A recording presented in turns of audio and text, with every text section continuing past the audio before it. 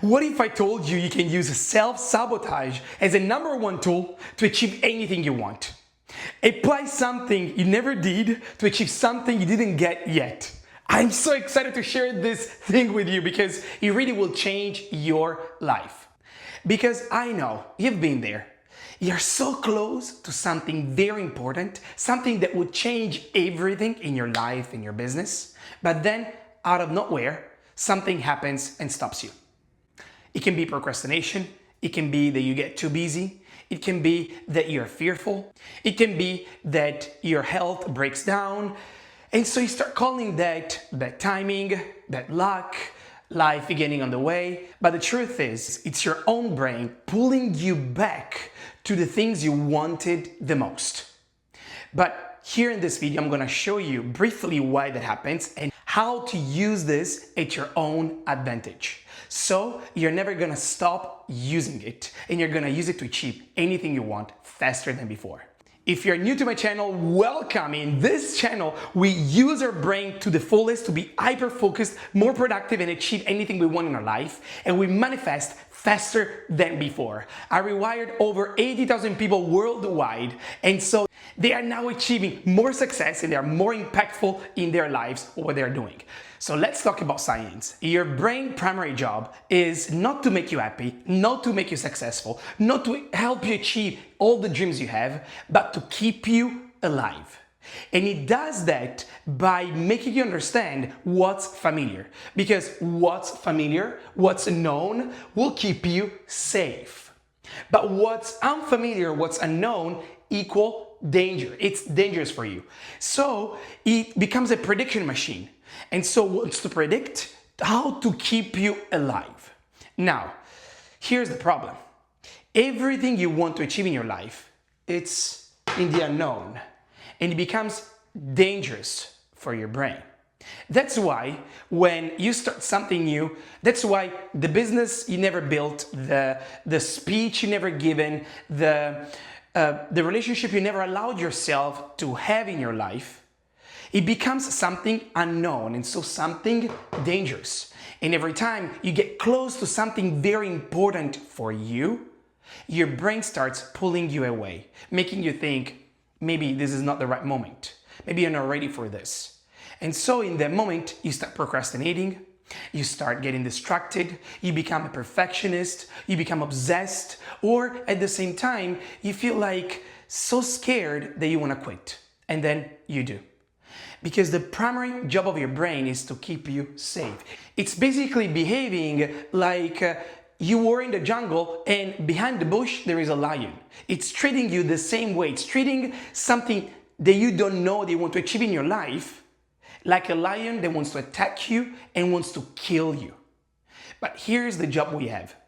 We don't need to use self-sabotage to hide or run from the lion, but we're going to use self-sabotage as a compass to achieve exactly what we want. Because self-sabotage in the 21st century, it's not anymore running from a lion. Fortunately, most of the world, we don't have tigers or lions or alligators waiting on our door. Well, if you're in Florida, the alligator maybe show up to our door, but I would say to you, most of the times you don't have these problems.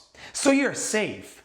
So now what we want to achieve, we need to make our brain understand that it's not going to kill us. How do we do that? How do we make the unknown safe?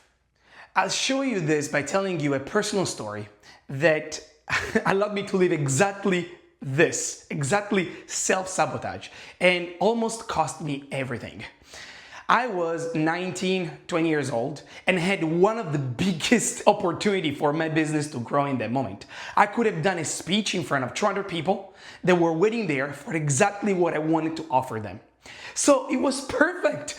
The room was there, the audience was there, the participants were there, everything was there. And so everything was aligned how I envisioned it.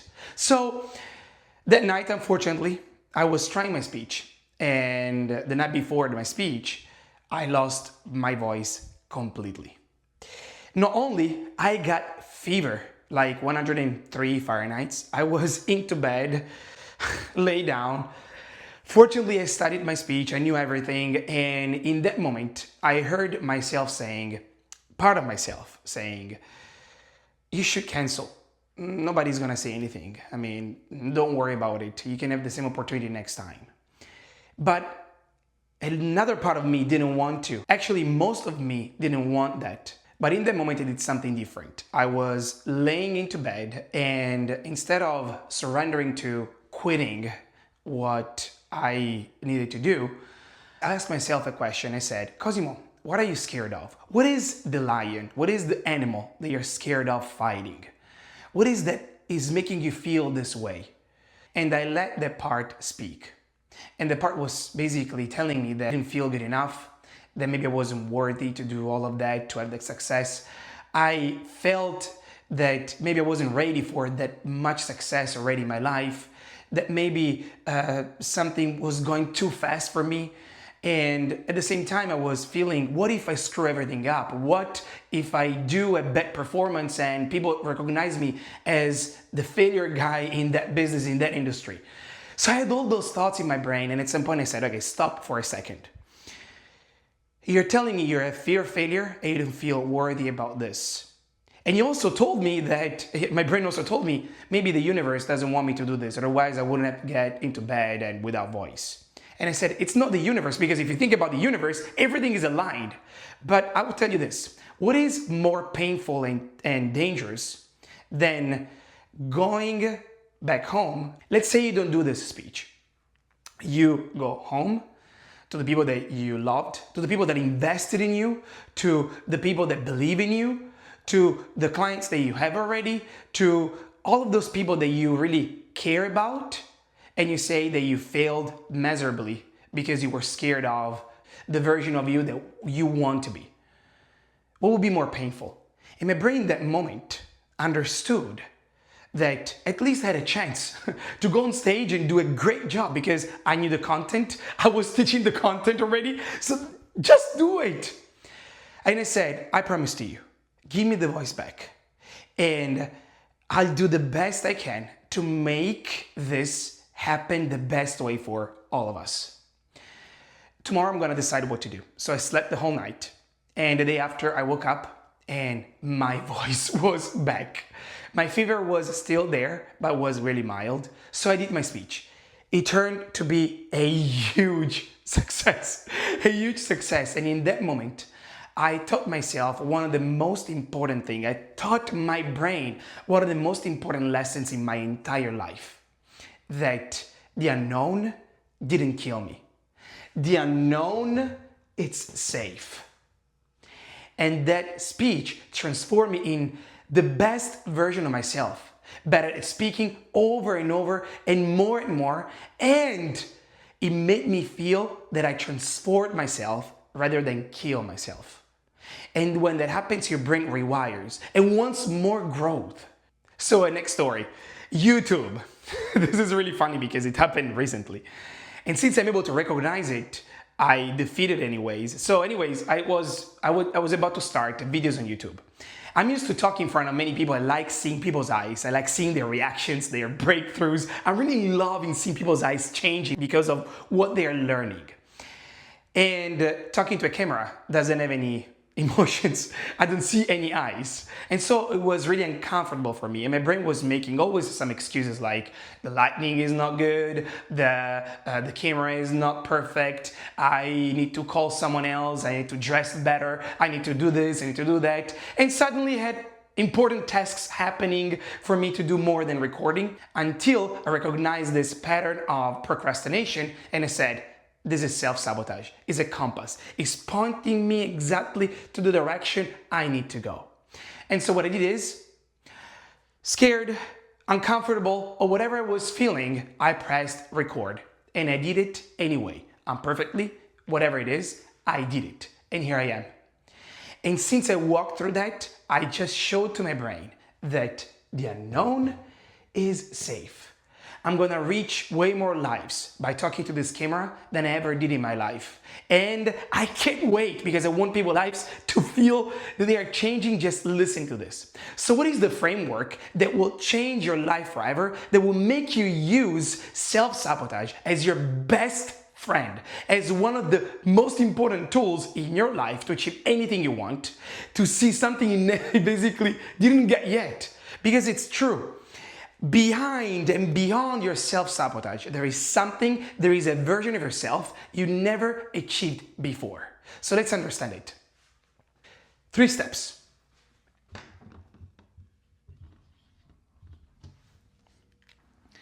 Recognize it. In the moment you see the pattern starting, like you're procrastinating, you're getting distracted, you have excuses, all of those things, it's a starting pattern of self-sabotage. In the moment you say, wait a second, stop everything. What are you scared of? What is the animal you think you can't fight? What is the thing you're thinking it's gonna kill you? And in that moment, you don't need to think about things externally, okay? But internally, what do you really feel? And you go to the second step.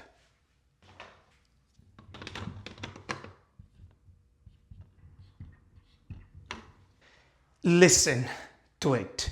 Do not stop it. Your brain is gonna tell you what is the thing you are afraid the most. Let it speak. Don't judge it. It's a part of yourself that doesn't have light yet. Love it. Understand you're gonna become the best version of yourself by going through that. And you let it speak. And once your brain tells you you're maybe not good enough, you should do something better, in that moment, you say, okay, here is what I'm visualizing, it's gonna go. And in the moment you close your eyes and you repeatedly see yourself achieving success by doing exactly what you want to do.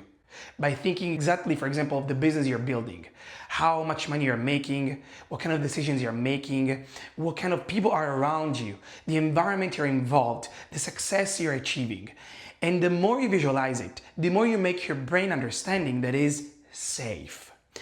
You're associating pleasure to that. You're gonna use a principle that I found in Maxwell Maltz's book, Psycho-Cybernetic. It's one of my favorite books. It says basically our brain doesn't distinguish what you vividly imagine from what is real. Guess what happens? If you're imagining your success, the actions you're taking, the decisions you're making, and everything is going fine, you're making your brain not anxious about all wrong things, but you're making your brain, oh, actually, it seems safe. Your brain doesn't distinguish that didn't happen for real. Your brain knows that happened for real, so it will give you more motivation, more energy, more strength to do that. Don't stop it. Listen to it. Number 3. Do it anyway. It doesn't matter if it is imperfect. It doesn't matter if you are uncomfortable. It doesn't matter if you feel fear. It doesn't matter if it's not the right time. Who cares? Factory those thoughts. Do it anyway. You have to teach your brain a lesson. And the lesson is that this unknown didn't kill me.